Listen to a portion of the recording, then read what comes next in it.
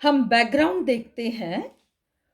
Odd to the west wind by PB Shelley, Percy Bysshe Shelley, और उनका ये ode है, ode to the west wind. हम इसका पहले बैकग्राउंड देखें। First thing is, west wind पतझड़ की हवाएं हैं। वेस्ट विंड पतझड़ की हवाएं हैं और हवाओं को लिटरेचर में चेंज या परिवर्तन से जोड़ा जाता है। परिवर्तन की हवाएं, यदि परिवर्तन आना है तो होना क्या है?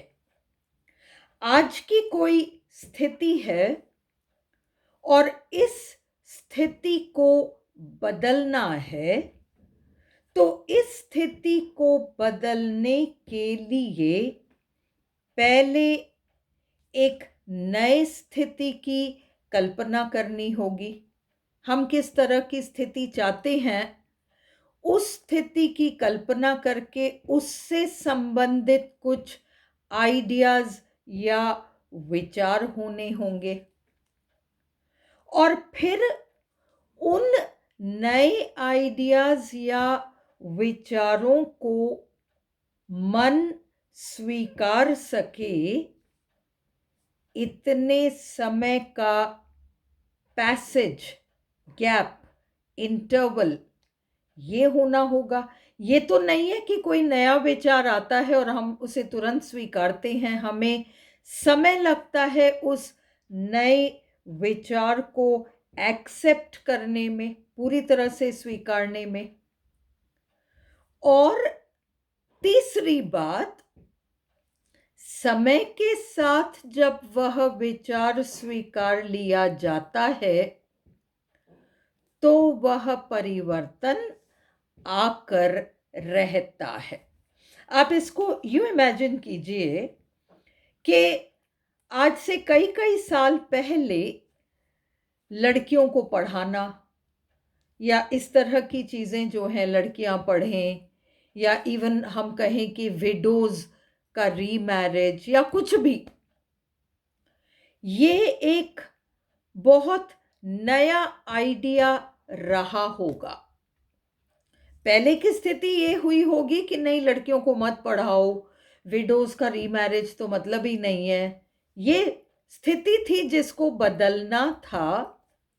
तो इसके लिए परिवर्तन की हवाओं को चलना होगा, और परिवर्तन की हवाओं को चलने के लिए उसके 3 स्टेजेस होंगी।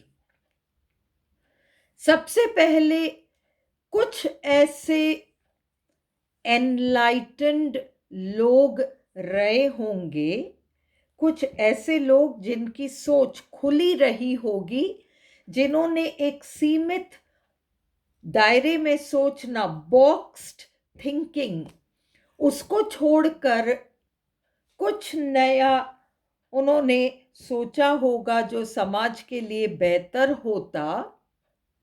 तो फर्स्ट स्टेज तो यही है कि कुछ लोग कुछ नया सोचते हैं,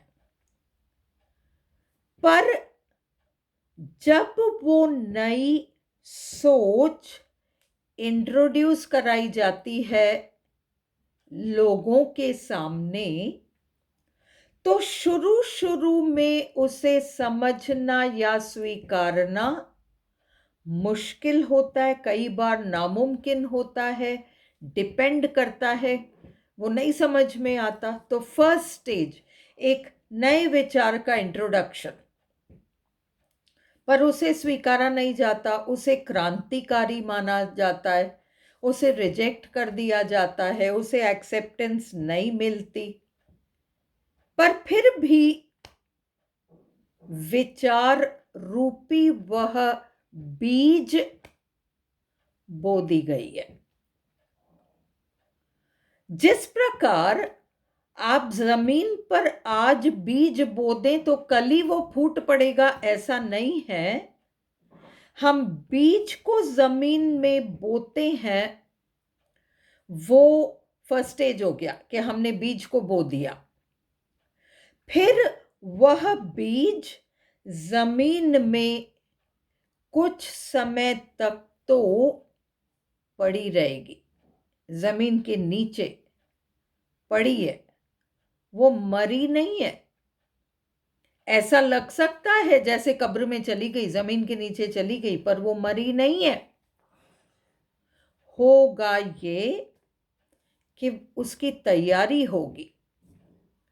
तो सेकंड स्टेज में उस क्रांतिकारी विचार, या क्रांतिकारी ना भी हो तो नया विचार, सेकंड स्टेज में एक तरह से ग्राउंड या प्लेटफॉर्म तैयार करेगी, जिससे कि उसे स्वीकृति मिले, एक्सेप्टेंस मिले, वो ग्राउंड वर्क चलता रहेगा।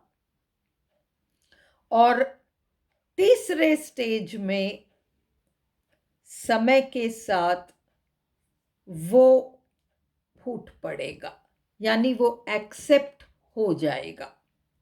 तो जिसने पहली बार सुझाव दिया होगा कि भाई लड़कियों को पढ़ाओ, या विडोज का रीमैरिज कराओ, या लड़कियों को भी नौकरियों के लिए जाने दो, या जो भी इस तरह की बातें रही होंगी, शुरू में वह एक्सेप्ट इजीली नहीं हुई होंगी। और फिर सेकंड स्टेज के उसको एक्सेप्ट करने के लिए परिवर्तन की हवाएं तो चल गई, फर्स्ट स्टेज तो हो गया कि विचार इंट्रोड्यूस हो गया। फिर उसे कुछ समय लगेगा, ऐसा लगेगा जैसे उसको इम्पोर्टेंस नहीं दी जा रही है, उसे कोई नहीं स्वीकार रहा है, पर सच ये है कि उसकी तैयारी तो हो रही है, उसको एक्सेप्ट करने की तैयारियां चल रही हैं। वो सब एक इंटरनल प्रोसेस होता है। बीज जमीन पर बो दी जाए, उसके बाद वो जो जमीन के नीचे काम होता है वो इंटरनल है, हम उसे देख नहीं पाते। वैसे ही एक नए विचार को आप इंट्रोड्यूस करो तो वो विचार मन किस तरीके से एक्सेप्ट करता है, वो एक इंटरनल प्रोसेस है जो किसी को भी नहीं दिखता, पर वो अंदर ही अंदर चलता रहता है। और जब वो तैयार हो जाता है तो वो अपने आप फिर उसे बाहर आने से कोई भी नहीं रोक पाता। ये चीज परिवर्तन से जुड़ी हुई हैं। तो परिवर्तन की हवाएं जब चलती हैं तो उसके 3 चरण या 3 स्टेजेस होती हैं, और ये वो 3 स्टेजेस हैं। और वेस्ट विंड परिवर्तन की हवाएं हैं। तो ऑटम सीजन में वेस्ट विंड चलेगा, पतझड़ की हवाएं चलेंगी तो पेड़ों के सूखे पत्ते झड़ते हैं। पेड़ों के सूखे पत्ते झड़ते हैं, फिर क्या होता है? खाली दिखते हैं, वो सारे पत्ते वत्ते सब झड़ गए, मान लीजिए जितने पुराने पत्ते झड़ने थे सारे झड़ गए। फिर ऑटम के बाद विंटर आएगा, कोल्ड सीजन है, उसमें कुछ जन्म नहीं लेने वाला, कोल्ड सीजन है। एंड जन्म नहीं लेने वाला का मतलब है ये जो झड़ी हुई हैं पत्ते वत्ते, वो विंटर में एज इट इज रह के वो पूरा सीजन आएगा। फिर विंटर के बाद बसंत या स्प्रिंग, तीसरा चरण।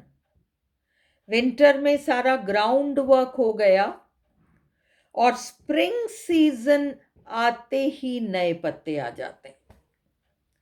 तो ये 3 स्टेज वाला प्रोसेस है, 3 स्टेज वाला प्रोसेस है। हमारे इस पोएम में ode to the west wind में इसी विचार को आगे बढ़ाया है। अक्सर हम सुनते हैं परिवर्तन की हवाएं।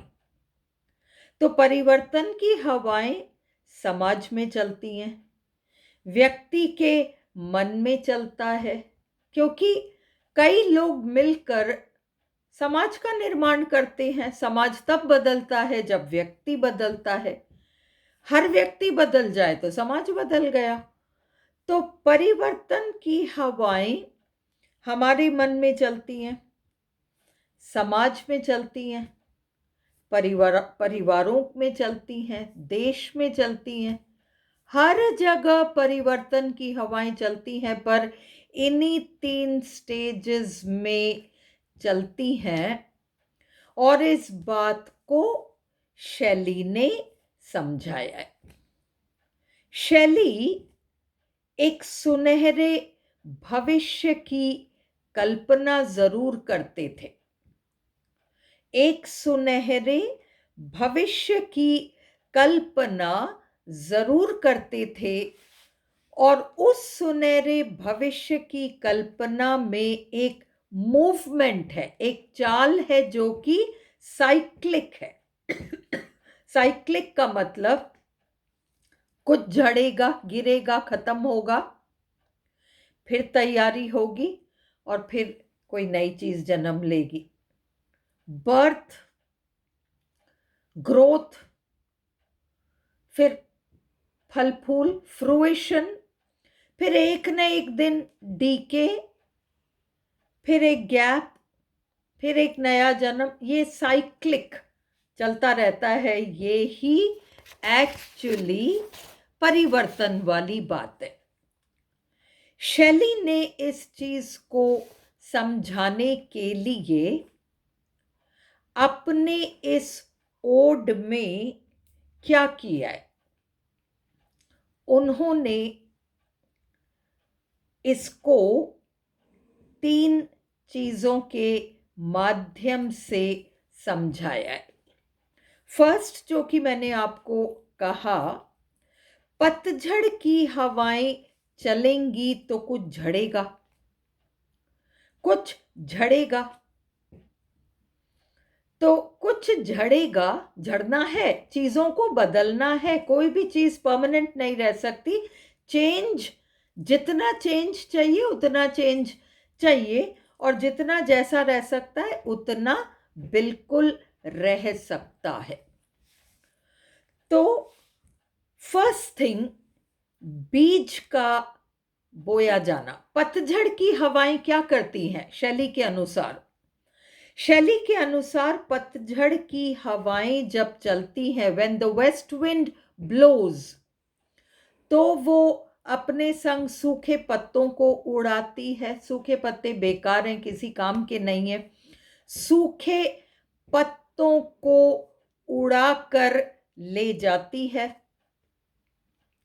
साथ ही साथ कुछ बीजों को भी उड़ाकर ले जाती है।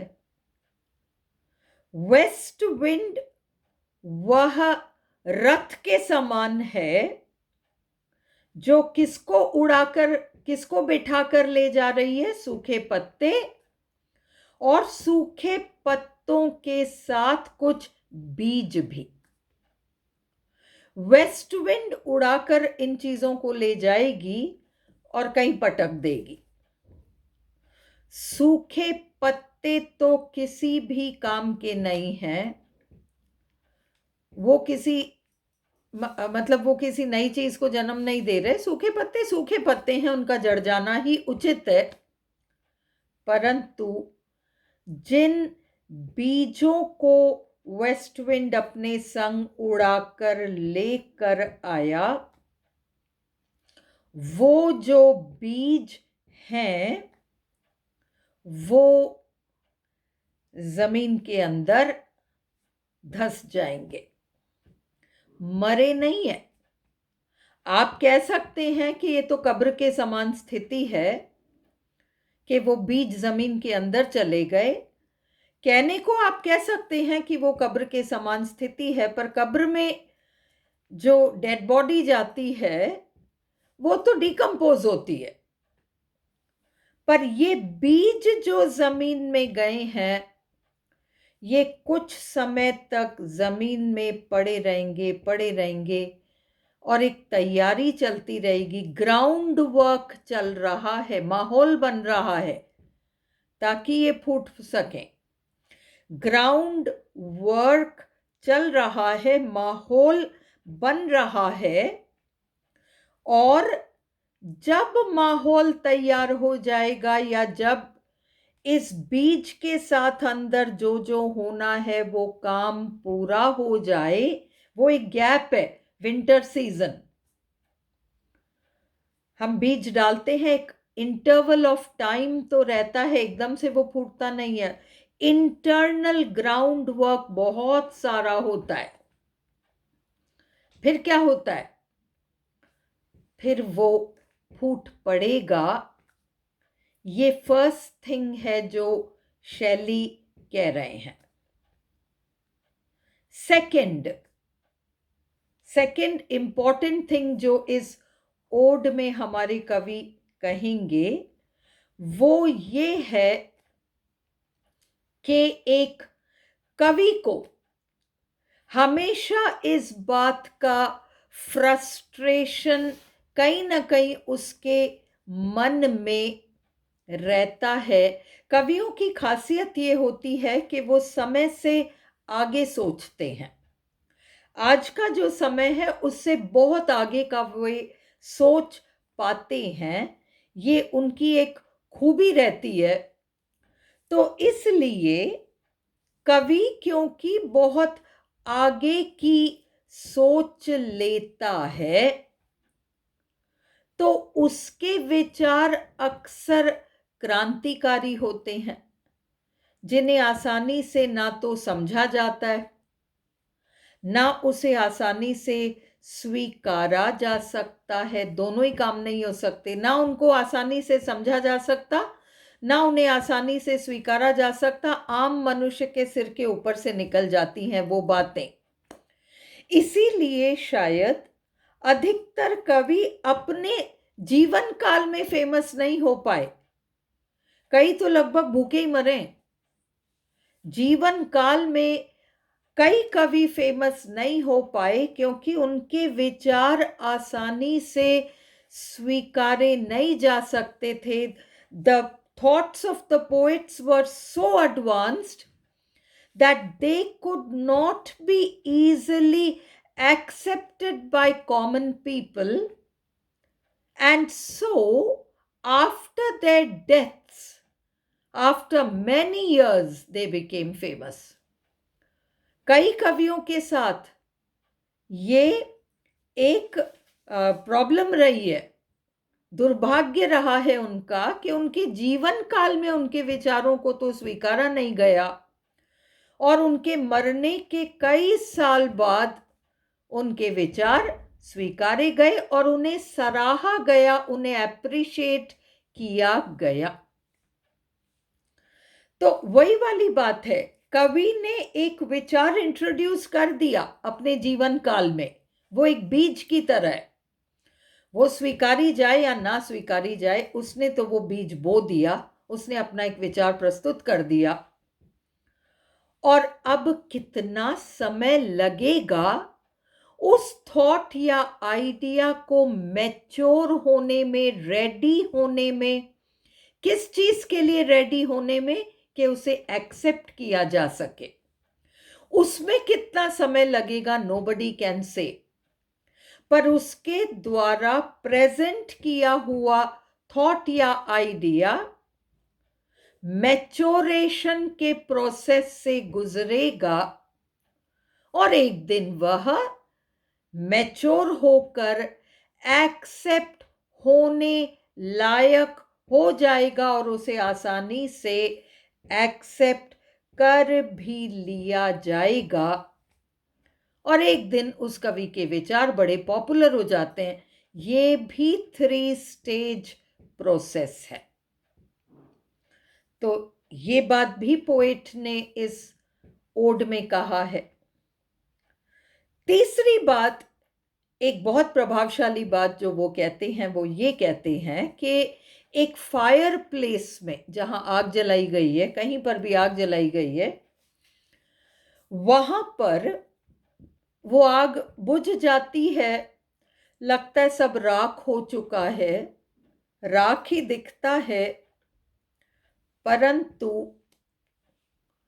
उस राख में कुछ चिंगारियां हैं। जब हवाएं चलती हैं, लिटरली जब हवाएं चलती हैं, तो ये राख उड़ता है।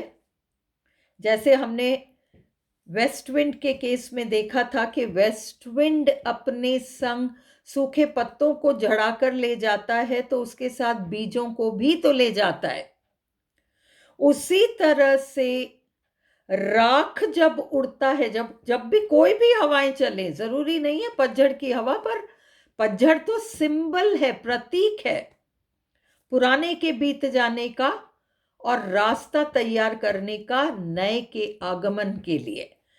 The ground is being prepared for the old to vanish and the new to appear. ये जो चीज है, तो चिंगारी राख है और चिंगारी है, राख है और चिंगारी, उसमें कुछ चिंगारी है। जब हवाएं चलेंगी तो राख तो उड़ेंगी, राख उड़ेंगी तो उसके साथ कुछ चिंगारी भी होंगे। उस चिंगारी में वो ताकत है कि वो कोई नई जगह जाकर आग लगा दे। आग लगा दे नेगेटिव सेंस में नहीं, इस पोएम में उसका एक बहुत पॉजिटिव सेंस है। और वो पॉजिटिव सेंस ये है कि जैसे एक छोटी सी चिंगारी आग लगा सकती है, उसी तरह से कवि का एक थॉट, हजारों थॉट्स कवि के मन में हो सकते हैं, उनमें बहुत सारे बेकार हो सकते हैं उन सूखे पत्तों की तरह, पर जैसे सूखे पत्तों के बीच में कुछ बीज थे और वो तुरंत नहीं फूटे, परंतु अगर उनमें दम है तो समय के साथ वो फूट जाएंगे। उसी तरह से कवि के मन में हजारों विचार हो सकते हैं, उनमें कई विचार ऐसे हो सकते हैं जो बिना काम के हैं, उनका कोई काम है ही नहीं, परंतु वो जितने उनके कई थॉट्स ऐसे हैं जो बेकार हैं, वो तो चले जाएंगे। उनके बीच हो सकता है कि कोई एक आधा थॉट ऐसा हो, एक आइडिया हो जो आइडियोलॉजी को जन्म दे दे। हो सकता है कवि के अनेक बिना काम के विचार, जिसको कि बिना काम का हम समझें, उनमें कोई एक न एक विचार ऐसा हो जो किसी विचारधारा को जन्म दे सकता है, ठीक वैसे जैसे चिंगारी आग को, उसी तरीके से विचार विचारधारा को। तो कवि के मन के कई व्यर्थ के विचारों के बीच कुछ एक अच्छे विचार हो सकते हैं जो कि समय के साथ एक विचारधारा बन जाए, एक्सेप्ट हो जाए। तो ये वाली बात भी इसी ओड में कहा गया है। तो हमें यह 3 स्टेज प्रोसेस को समझना है। विंटर मतलब autumn, autumn winter spring, rejection of old ideas, introduction of a new idea. अभी आइडिया दिखेगा नहीं, ये तो ऑटम है, पुराना झड़ गया, मतलब अब इसका यूज नहीं है, अब इसकी जगह किसी नई चीज को आना है। तो जैसे पत्ते झड़ते हैं, वैसे पुराने विचार अब जाने का समय आ गया, पर नए आने में टाइम लगेगा।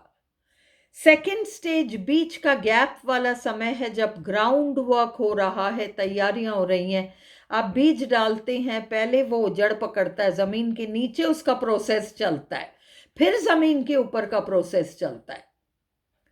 तो वो सारा का सारा ग्राउंड वर्क होगा, तो वो विंटर है पूरा। जमीन के नीचे जो काम होना है वो सारा होगा। हमारे मन में, हमारे माइंड्स में जो चेंज आना है वो सारा काम होगा।